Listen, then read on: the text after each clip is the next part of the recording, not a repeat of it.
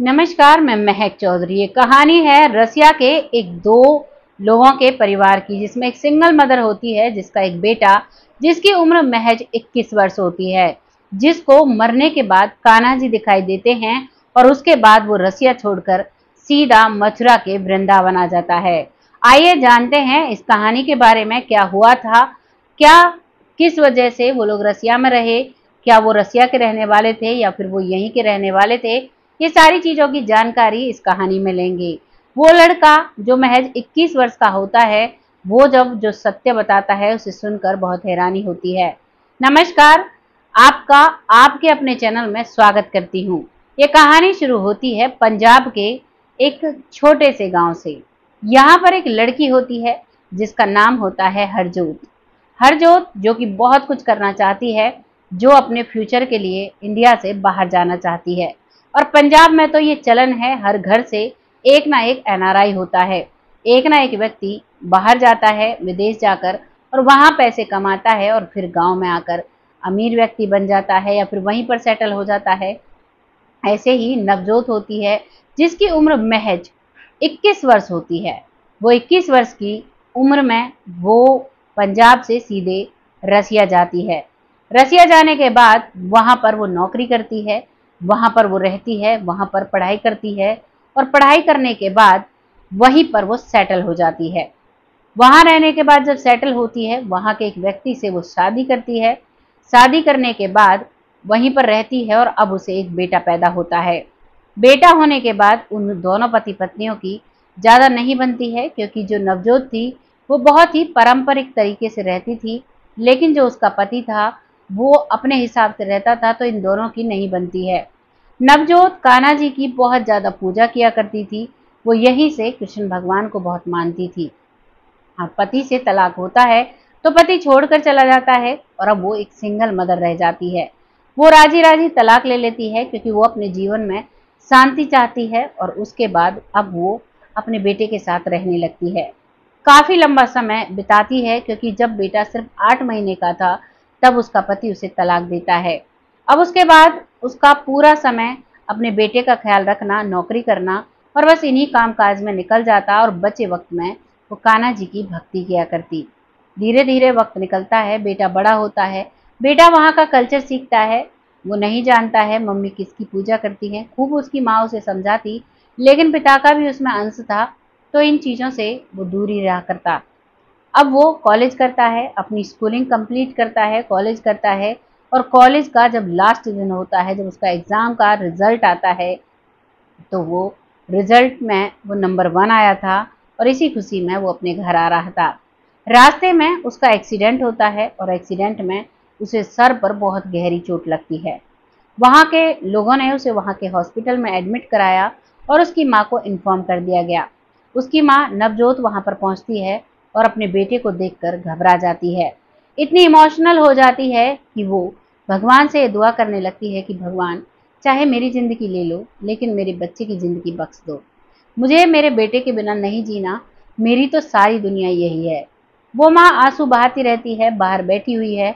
अंदर बेटे का ऑपरेशन चल रहा है, क्योंकि उसके सिर में बहुत गहरी चोट आई थी और चोट की वजह से ब्लड अंदर बहुत फैल गया था, जिसके क्लॉट बनने के चांसेस थे।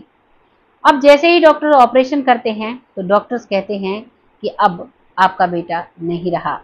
वो ऑपरेशन कंप्लीट कर लेते हैं, लेकिन उसमें जान नहीं बचती। अब वो माँ और भी ज़्यादा ज़ोर ज़ोर से रोने लगती है, लेकिन डॉक्टर उसे दिलासा देकर उसकी डेथ सर्टिफिकेट बनाते हैं और उसे वहाँ से भेजने के लिए अपने स्टाफ को बोलकर चले जाते हैं।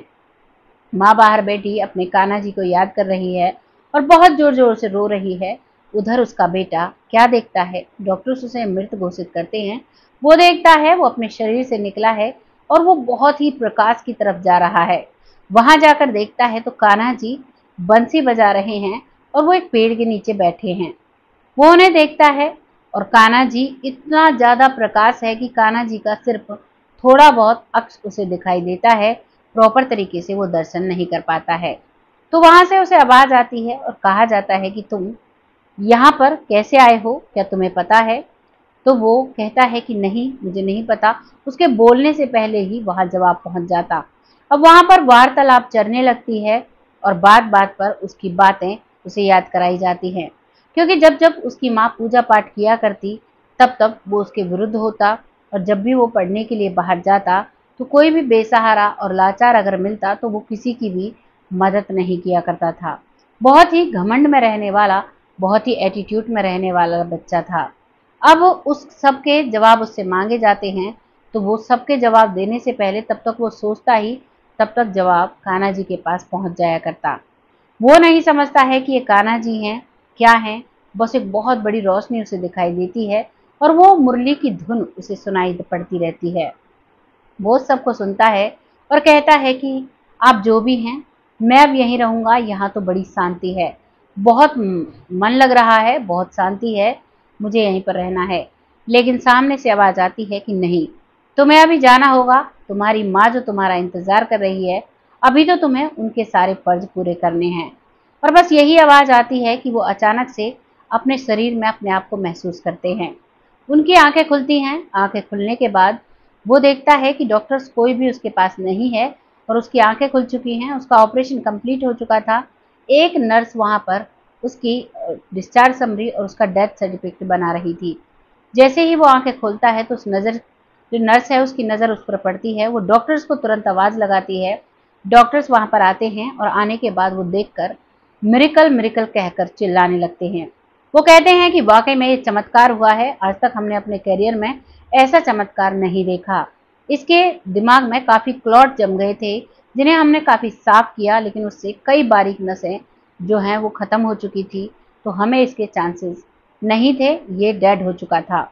डॉक्टर्स ये जवाब देते हैं, लेकिन जब वो ठीक होता है तो उसे और ट्रीटमेंट दिया जाता है और उसे बहुत अच्छे से केयर की जाती है।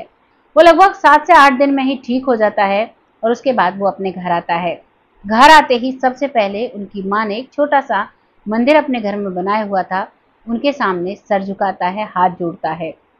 माँ ये चमत्कार देखकर हैरान हो जाती है, क्योंकि आज तक उसने कभी उस मंदिर के सामने सर नहीं झुकाया था।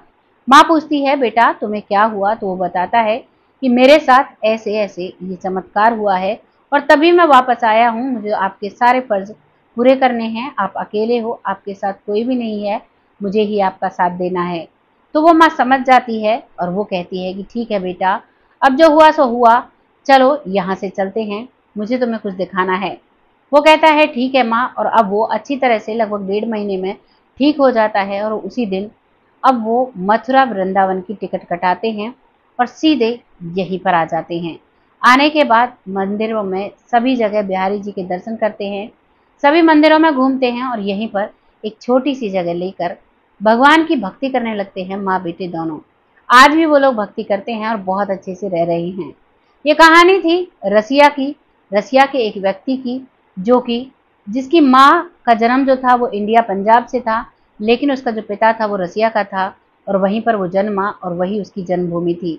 लेकिन वो अब यहाँ पर रहने लगा है और पूर्ण तरीके से कान्हा की भक्ति में लीन है।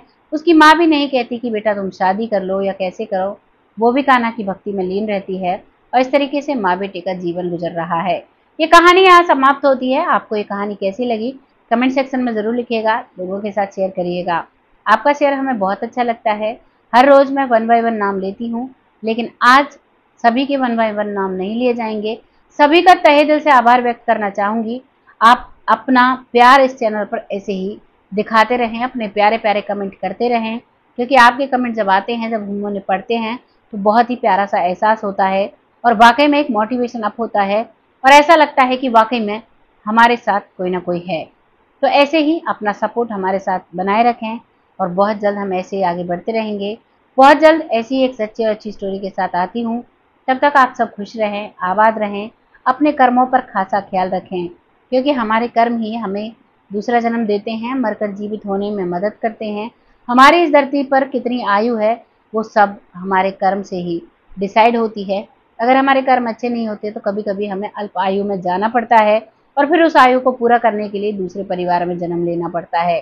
तो हमारे इतने प्यारे रिश्ते जो हमें पहले जन्म में मिलते हैं वो छूट जाते हैं और फिर हमें दूसरे जन्म में रिश्ता जोड़ना पड़ता है और फिर जो 2 जन्मों की कसमकस होती है, जो याददाश्ती होती है, वो वाकई में बहुत डरा देने वाली होती है।